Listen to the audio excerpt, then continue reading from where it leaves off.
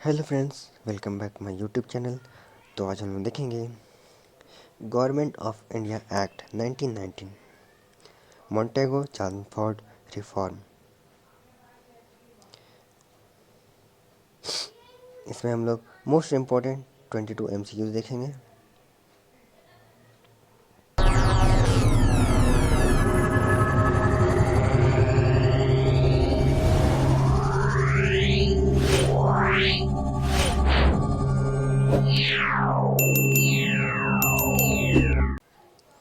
तो आइए वीडियो को हम स्टार्ट करते हैं।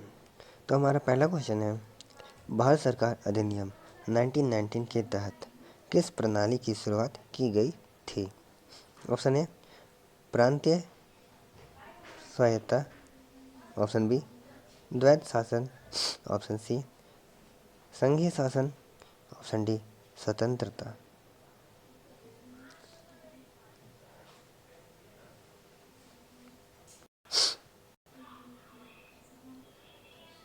इसका आंसर होगा ऑप्शन बी द्वैध शासन।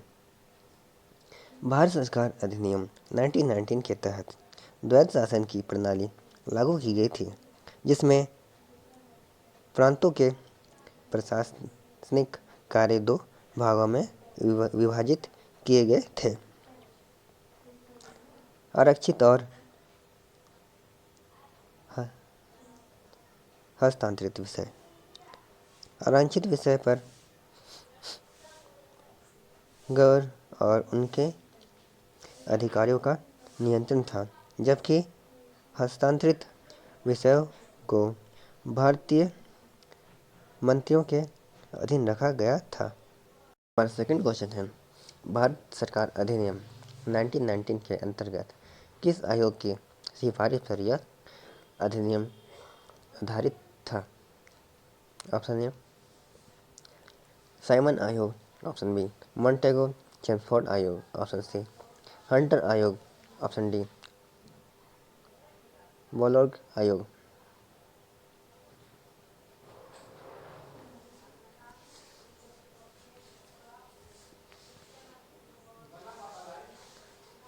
इसका आंसर होगा ऑप्शन बी मॉन्टेगो चेम्सफोर्ड आयोग। भारत सरकार अधिनियम 1919 को मॉन्टेगो चेम्सफोर्ड सुधारों के आधार पर लागू किया गया था।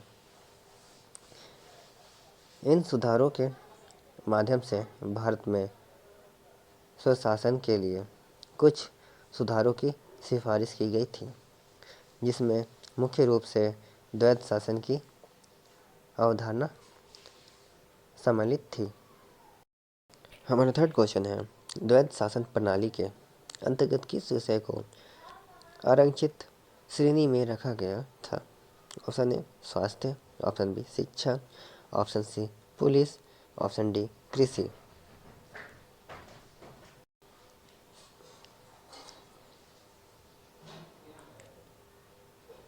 इसका आंसर होगा ऑप्शन सी पुलिस। द्वैध शासन प्रणाली के अंतर्गत आरक्षित विषयों में पुलिस, न्यायपालिका, वित्त आदि शामिल थे। इन पर ब्रिटिश गवर्नर और उनके अधिकारियों का नियंत्रण होता था, जबकि शिक्षा, स्वास्थ्य और कृषि जैसे हस्तांतरित विषय भारतीय मंत्रियों के अधीन थे।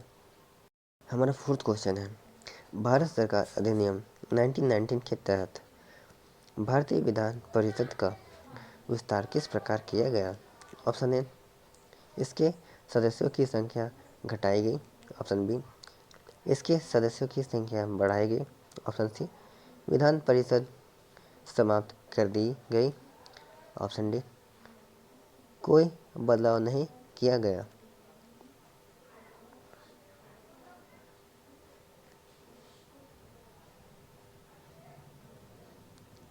इसका आंसर होगा ऑप्शन बी इसके सदस्यों की संख्या बढ़ाई गई। भारत सरकार अधिनियम 1919 के अंतर्गत भारतीय Vidhan Parishad imperial legislative council के सदस्यों की संख्या में वृद्धि की गई। इस अधिनियम के तहत पहली बार कुछ सदस्यों का चुनाव करने का अधिकार भी प्रदान किया गया। हमारा फिफ्थ क्वेश्चन है, भारत सरकार अधिनियम 1919 के द्वारा केंद्र और प्रांतीय बजट को कैसे विभाजित किया गया? ऑप्शन ए, दोनों का कोई विभाजन नहीं था। ऑप्शन बी, केंद्र और प्रांतीय बजट को अलग अलग किया गया। ऑप्शन सी, केवल प्रांतीय बजट सेवा किया गया। ऑप्शन डी, केवल केंद्र बजट से पेश किया गया।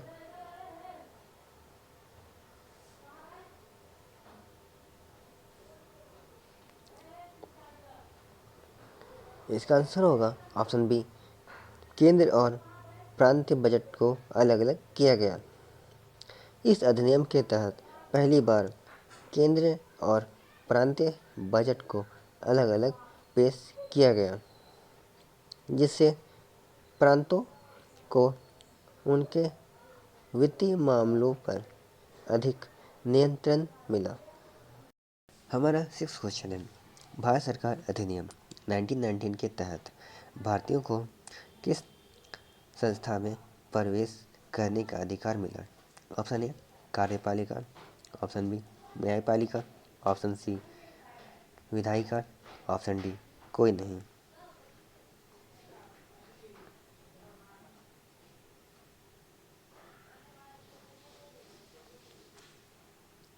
इसका आंसर होगा ऑप्शन सी, विधायिका। भारत सरकार अधिनियम 1919 के तहत भारतीयों को पहली बार केंद्र और प्रांतीय विधायिकाओं में सीमित संख्या में प्रवेश करने का अधिकार दिया गया। इसमें कुछ सदस्यों को सीधे चुनाव के माध्यम से चुना जाता था। हमारा सेवंथ क्वेश्चन है, भारत सरकार अधिनियम 1919 के तहत किस पद पर भारतीयों को नियुक्त का अधिकार नहीं था?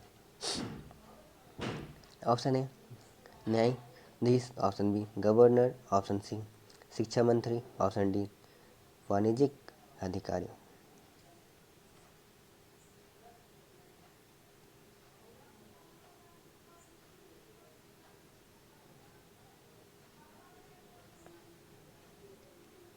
इसका आंसर होगा ऑप्शन बी, गवर्नर।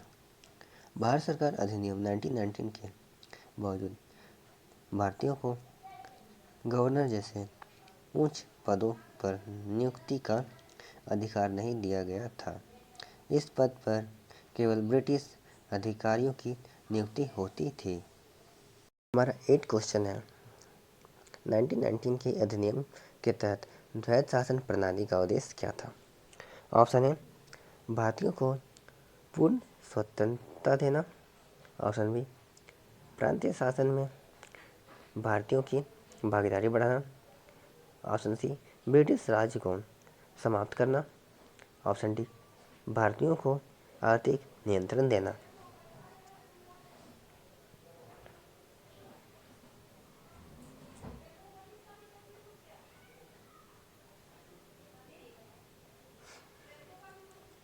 इसका आंसर होगा ऑप्शन बी, प्रांतीय शासन में भारतीयों की भागीदारी बढ़ाना। द्वैध शासन का उद्देश्य भारतीयों को प्रांतीय शासन में भागीदारी देना था, ताकि भारतीय राजनीति में उनकी भूमिका बढ़ सके। यह एक सीमित सहायता का रूप था, जो भारतीय नेताओं की मांगों को आंशिक रूप से संतुष्ट करने के लिए लाया गया था। हमारा 9th क्वेश्चन है, भारत सरकार अधिनियम 1919 के तहत भारतीयों को कौन सा अधिकार प्राप्त नहीं था? ऑप्शन ए, चुनाव करने का अधिकार। ऑप्शन बी, प्रांतीय मंत्रिमंडल का हिस्सा बनने का अधिकार। ऑप्शन सी, गवर्नर जनरल का चुनाव करने का अधिकार।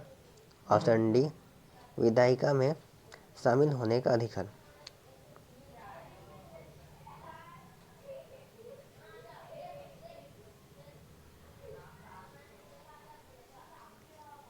इसका आंसर होगा ऑप्शन सी, गवर्नर जनरल का चुनाव करने का अधिकार। भारत सरकार अधिनियम 1919 ने भारतीयों को चुनाव लड़ने और प्रांतीय विधायिका में शामिल होने का अधिकार दिया, लेकिन गवर्नर जनरल के पद पर किसी भारतीयों को नियुक्त या उनका चुनाव करने का अधिकार नहीं दिया गया था। हमारा 10th क्वेश्चन है, भारत सरकार अधिनियम 1919 का एक प्रमुख परिणाम क्या था? ऑप्शन ए, पूर्ण स्वतंत्रता प्राप्त करना। ऑप्शन बी, संघीय शासन प्रणाली का प्रारंभ। ऑप्शन सी, प्रांतीय स्तर पर भारतीयों की भागीदारी बढ़ाना। ऑप्शन डी, भारत का विभाजन।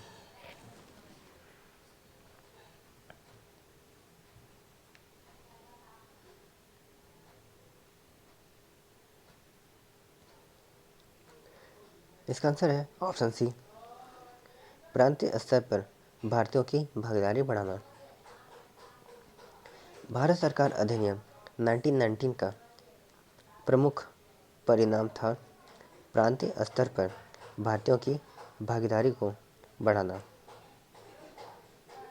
इस अधिनियम ने भारतीयों को प्रांतीय विभाजन, विधायिका और मंत्रिमंडलों में कुछ हद तक भागीदारी प्रदान की, लेकिन इसे व्यापक स्वायत्तता के रूप में नहीं देखा जा सकता था। हमारा 11th क्वेश्चन है, भारत सरकार अधिनियम 1919 के अनुसार द्वैध शासन प्रणाली को किस विषयों में विभाजित किया गया था? ऑप्शन ए, केंद्र और राज्य। ऑप्शन बी, प्राथमिक और द्वितीयक। ऑप्शन सी, हस्तांतरित और आरक्षित। ऑप्शन डी, नागरिक और सैन्य।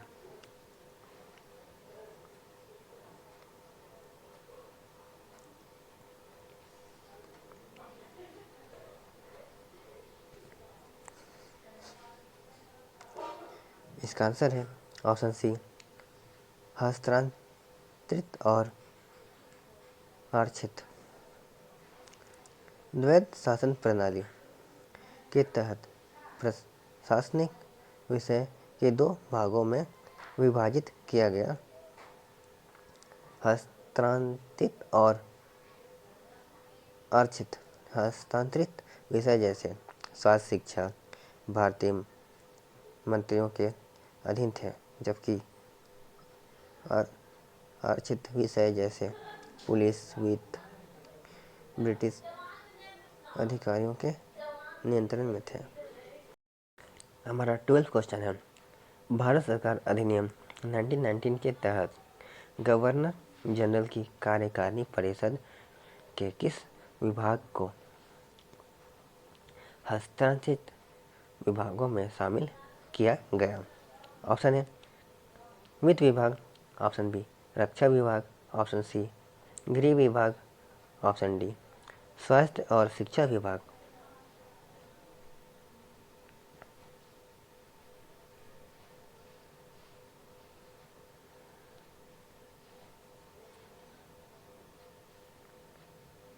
इसका आंसर होगा ऑप्शन डी, स्वास्थ्य और शिक्षा विभाग।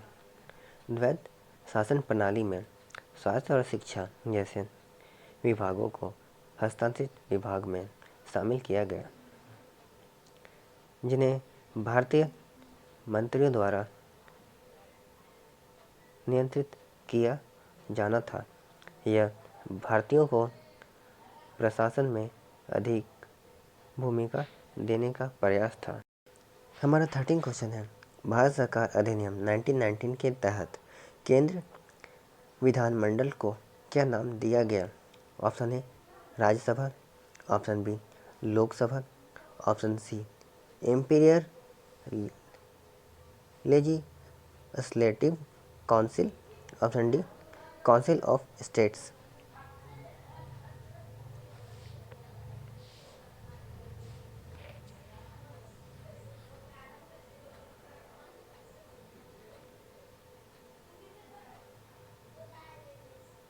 इसका आंसर होगा option C, imperial legislative council.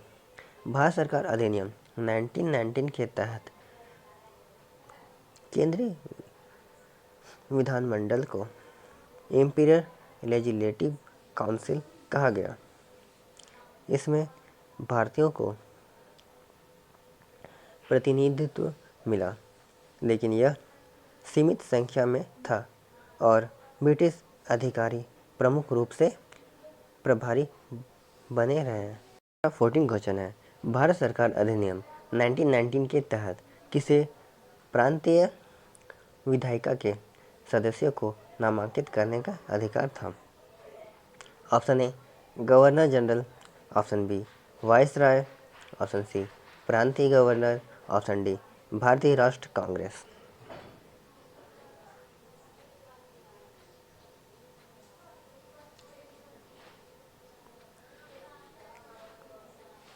इसका आंसर होगा ऑप्शन सी, प्रांतीय गवर्नर। भारत सरकार अधिनियम 1919 के तहत प्रांतीय गवर्नर को अधिकार दिया गया था कि वह प्रांतीय विधायिका के सदस्यों को नामांकित कर सके। हालांकि कुछ सदस्य चुनाव के माध्यम से चुने जाते थे, लेकिन नामांकन का अधिकार गवर्नर के पास था।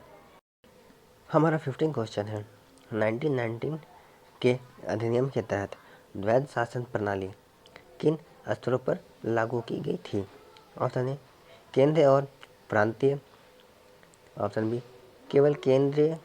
ऑप्शन सी, केवल प्रांतीय। ऑप्शन डी, केंद्रीय और स्थानीय।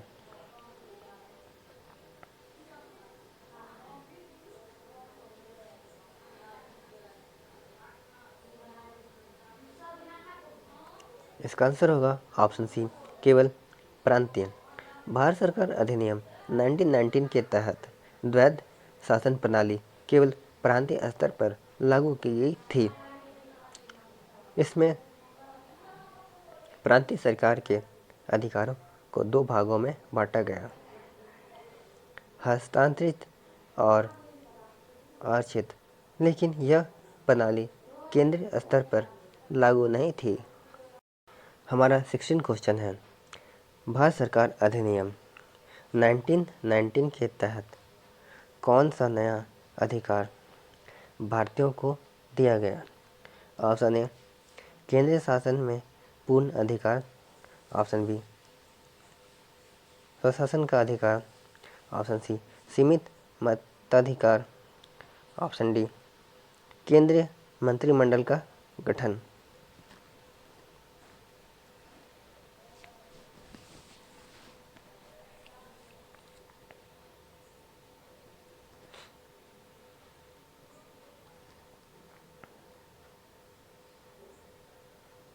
इसका आंसर होगा ऑप्शन सी, सीमित मताधिकार।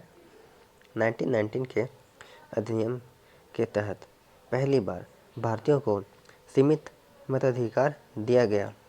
इस मताधिकार का आधार संपत्ति, शिक्षा और आय था और केवल कुछ भारतीयों को ही मतदाता का अधिकार मिला था, जो कि पूरी जनता के लिए नहीं था।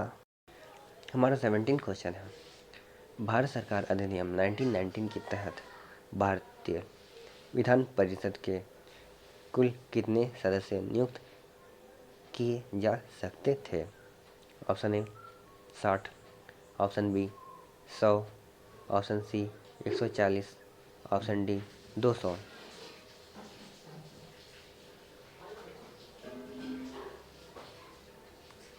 इसका आंसर होगा ऑप्शन सी, 140।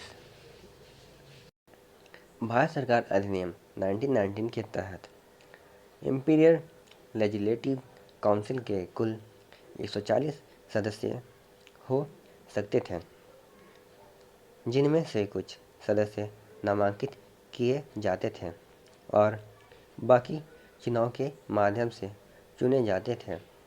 इस अधिनियम में भारतीयों को सीमित प्रतिनिधित्व प्राप्त था। हमारा 18 क्वेश्चन है, भारत सरकार अधिनियम 1919 की सबसे बड़ी आलोचना क्या थी? ऑप्शन ए, भारतीयों को पूर्ण मताधिकार नहीं मिला।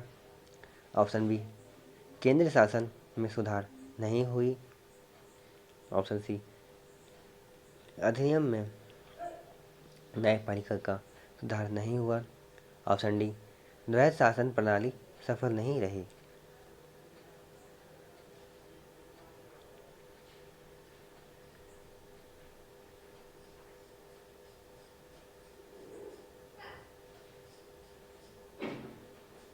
इसका आंसर होगा ऑप्शन डी, द्वैध शासन प्रणाली सफल नहीं रही।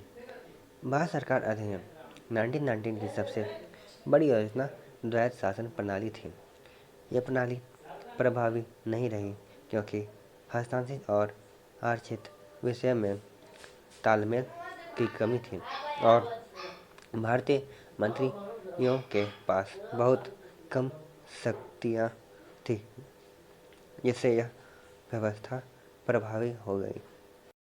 हमारा 19 क्वेश्चन है, भारत सरकार अधिनियम 1919 के तहत किस स्तर की शक्ति में वृद्धि की गई? ऑप्शन ए, भारतीय राष्ट्र कांग्रेस। ऑप्शन बी, केंद्रीय कार्य परिषद। ऑप्शन सी, प्रांतीय विधान परिषद। ऑप्शन डी, भारतीय न्यायपालिका।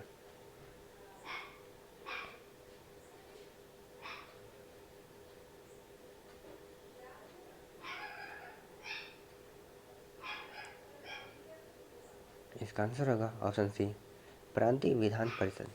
भारत सरकार अधिनियम 1919 के तहत प्रांतीय विधान परिषद की शक्तियों में वृद्धि की गई। प्रांतीय विधान परिषद के सदस्यों की संख्या बढ़ गई और भारतीयों को सीमित अधिकारों के साथ इस परिषद में भाग लेने की अनुमति दी गई। नंबर 20 क्वेश्चन है, 1919 के अधिनियम के तहत केंद्रीय विधानमंडल में किसका पास अधिकार था? ऑप्शन ए, भारतीय मंत्रियों का। ऑप्शन बी, गवर्नर जनरल का। ऑप्शन सी, वायसराय का। ऑप्शन डी, ब्रिटिश संसद का।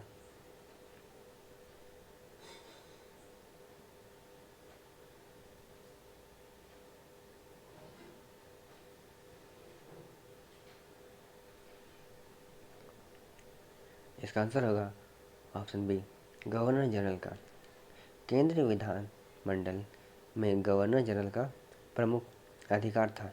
हालांकि भारतीयों को कुछ सीमित अधिकार दिए गए थे, लेकिन गवर्नर जनरल के पास अंतिम निर्णय लेने का अधिकार था, जिससे ब्रिटिश सरकार का प्रभुत्व बना रहा। हमारा 21 क्वेश्चन है, 1919 के अधिनियम के अंतर्गत द्वैध शासन का संचालन किसके बीच शक्ति का विभाजन था? ऑप्शन ए, केंद्रीय सरकार और प्रांतीय सरकार। ऑप्शन बी, भारतीय मंत्रियों और ब्रिटिश अधिकारी। ऑप्शन सी, भारतीय न्यायपालिका और कार्यपालिका। ऑप्शन डी, स्थानीय सरकार और केंद्र सरकार।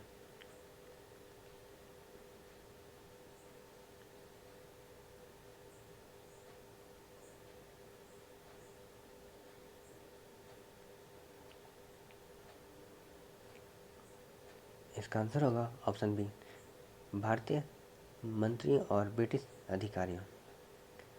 द्वैध शासन प्रणाली में शक्ति का विभाजन भारतीय मंत्रियों और ब्रिटिश अधिकारियों के बीच था।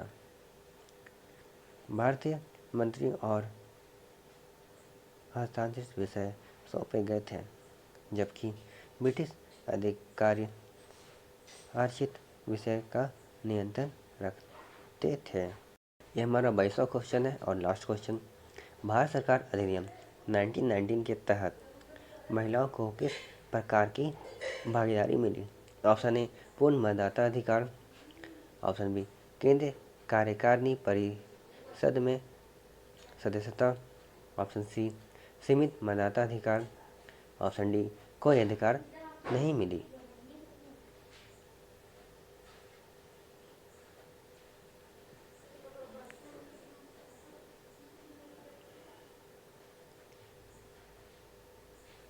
इसका आंसर होगा ऑप्शन सी सीमित मतदाता अधिकार।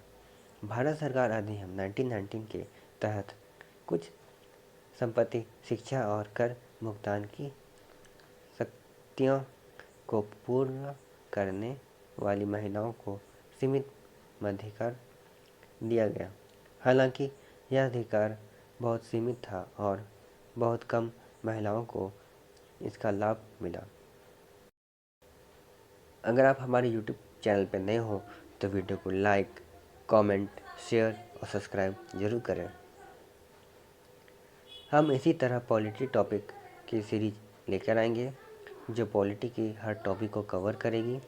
तो आप अपना सपोर्ट बनाए रखें और वीडियो के माध्यम से अपने ज्ञान को बढ़ाते रहिए। धन्यवाद आप सभी का वीडियो को देखने के लिए। लाइक कीजिए, सब्सक्राइब कीजिए और दोस्तों के साथ शेयर कीजिए।